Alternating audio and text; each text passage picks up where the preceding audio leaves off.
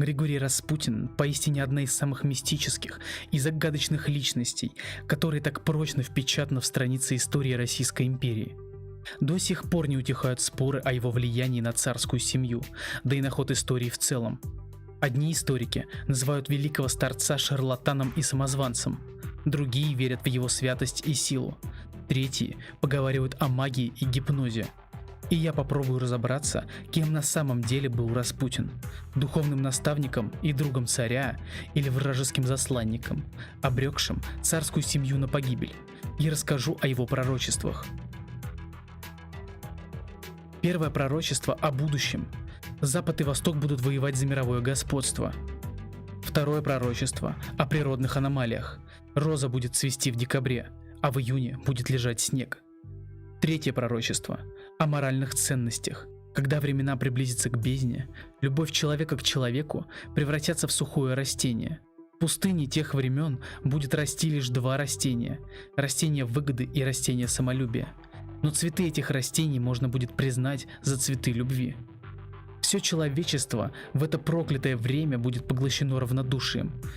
Великой смертью будет смерть семьи, обеспеченной и распятой. Четвертое пророчество о генетических экспериментах. Безответственная человеческая алхимия в конце концов превратит муравьев в огромных чудовищ, которые разрушат дома и целые страны. Будут против них бессильны и огонь, и вода.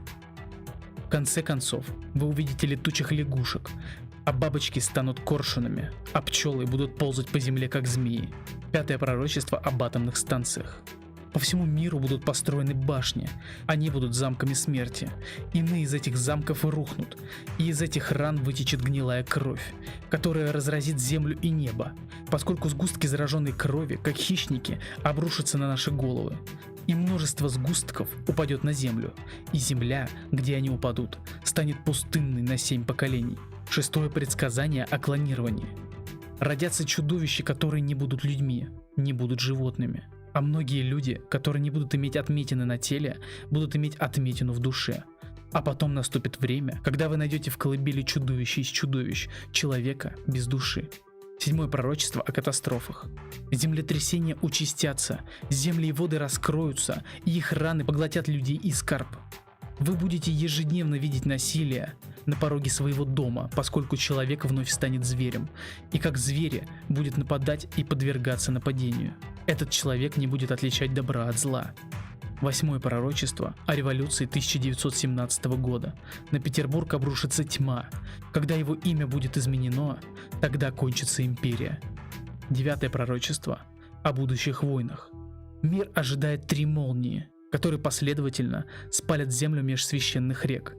Пальмовый сад и лилии. С запада придет кровожадный князь, который поработит человека богатством, а с востока придет другой князь, который поработит человека нищетой.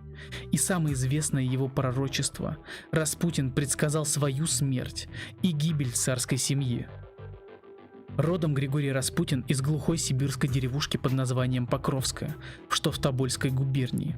Именно там у простых крестьян Ефима и Анны Распутиных и родился будущий правитель 21 января 1869 года.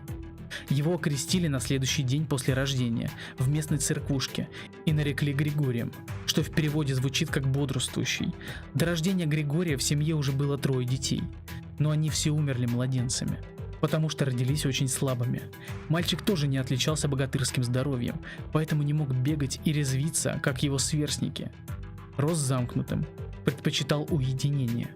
С ранних лет у него появилась редкая религиозность, он странно верил в Бога. Григория с малых лет приучали к крестьянскому труду, поэтому вместе с отцом он пас скотину, убирал урожай и участвовал во всех работах, связанных с землей. Родное село мальчика было настолько небольшим, что в нем даже не было школы. Все дети в этом селе были безграмотными.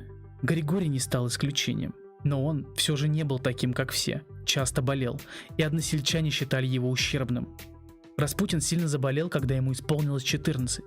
Родители не надеялись, что он выживет, однако вскоре мальчик резко пошел на поправку. Григорий рассказал, что его исцелила Матерь Божья, которой он страстно молился все время. Это и стало толчком к глубокому познанию Евангелия.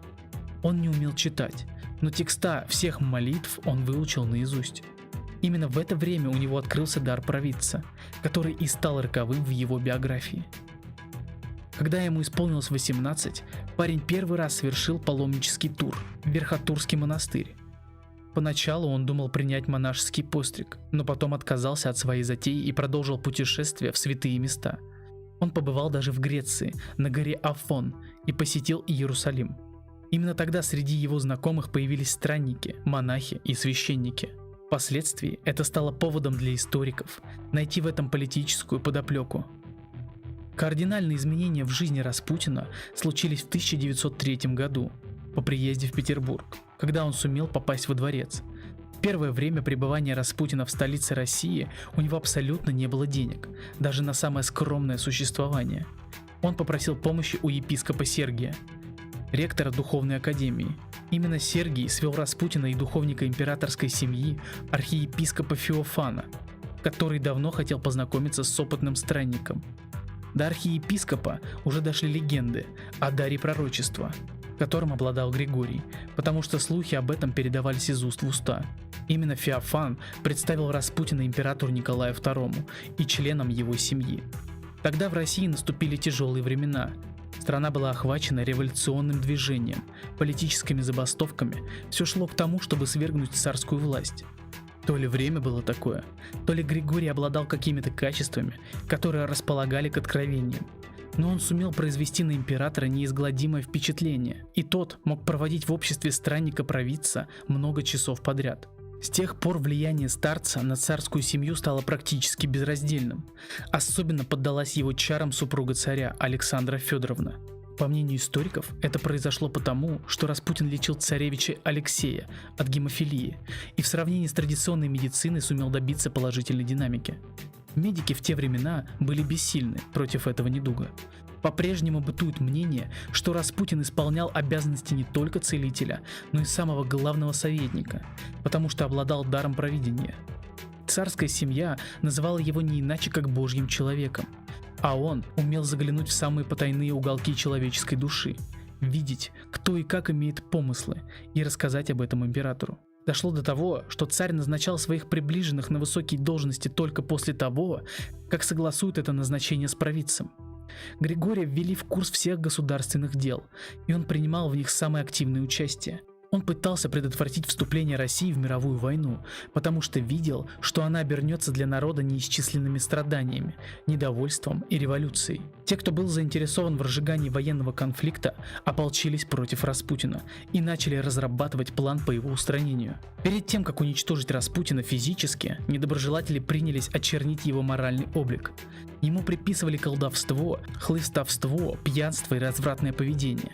Однако император не реагировал на эти доводы, потому что испытывал к Григорию бесконечное доверие и по-прежнему перед принятием важного решения просил совета у великого старца. Не добившись результата, противники Распутина объединились в антираспутинском заговоре. Инициативная группа заговорщиков состояла из князя Феликса Юсупова, статского советника Владимира Пуришкевича и великого князя Николая Николаевича-младшего, возглавившего впоследствии все военные силы России в Первой мировой войне. Первое покушение на Распутина состоялось в деревне Покровская 12 июля 1914 года и совершила его Хиония Гусева. Она сильно ранила провидца ножом в живот. 3 июля того же года провидца отправили в Тюмень на пароходе, и он пролежал в одной из городских больниц вплоть до 17 августа 1914 года. Следствие работало по этому делу почти год. Летом 1915-го Гусеву обследовали, признали душевно больной и отправили лечиться в психиатрическую больницу города Томска. В марте Александр Куренский издал указ об освобождении Гусевой. Жизнь Григория висела на волоске, и в это время император решил вступить в войну и отдал приказ о мобилизации. Николай II по-прежнему ждал совета от Распутина, согласовывал с ним все свои действия на фронтах, и это не могло не приводить в бешенство организаторов заговора. Они понимали, что нужно продолжать действовать, и решились на новое покушение. 29 декабря 1916 года Распутина позвали к князю Юсупову в его дворец на Малой Мойке, чтобы он оказал знахарскую помощь жене князя Ирине. На стол было выставлено отравленное угощение и напитки с растворенным в них цианистым калием.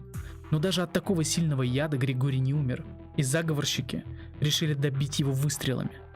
Они стреляли несколько раз, но даже после этого Распутин сумел вырваться и убежать на улицу, чтобы скрыться.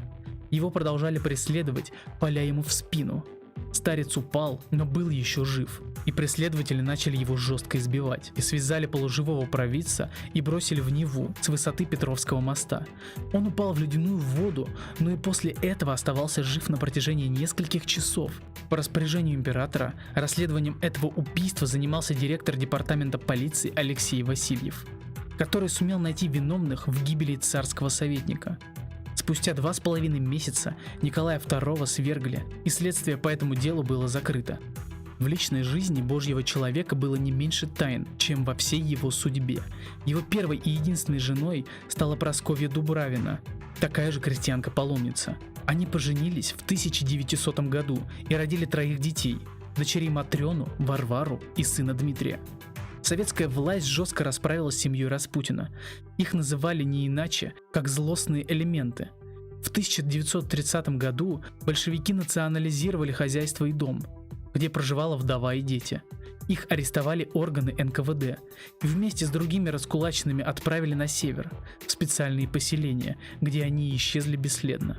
Спаслась только старшая дочь провидца, Матрёна Распутина, которая после революции сумела эмигрировать во Францию, а позже поселилась в Штатах. По мнению советской власти, Григорий Распутин был шарлатаном, и его предсказания ничего не стоили. Однако, несмотря на это, все 11 страниц предсказаний были тщательно засекречены и стали достоянием общественности только спустя очень много лет. Григорий писал свое своеобразное завещание для Николая II и отмечал, что страна подвергнется нескольким революционным переворотам, предупреждал императора о том, что его вместе с семьей расстреляют по приказу новой власти. Великий провидец предсказывал появление Советского Союза, он также видел и неминуемый его распад. Были там пророчества, и касающиеся победы СССР в войне против гитлеровской Германии, и о том, что Россия станет величайшей из государств. Он видел развитие терроризма, разгул которого придется на начало 21 века и охватит западные страны. Как мог малограмотный крестьянин предвидеть проблемы исламской веры, остается загадкой. Но тем не менее, он предупреждал о развитии исламского фундаментализма, который сейчас получил название ваххабизм. Старец был уверен, что к концу первых 10 лет нового века власть в восточных странах захватят исламские фундаменталисты, и Америке будет объявлен джихад. Вслед за этим Распутин предсказал возникновение еще одного большого военного конфликта, который будет тянуться на протяжении 7 лет и завершит все войны в истории человечества. Но в период этого военного конфликта должна состояться большая битва, которая унесет множество жизней. Речь шла о миллионе человеческих жизней с каждой стороны. Я не утверждаю, что все это правда. К сожалению, что было на самом деле, уже никто не узнает. Но, возможно, именно его история одна из немногих, которую невозможно объяснить.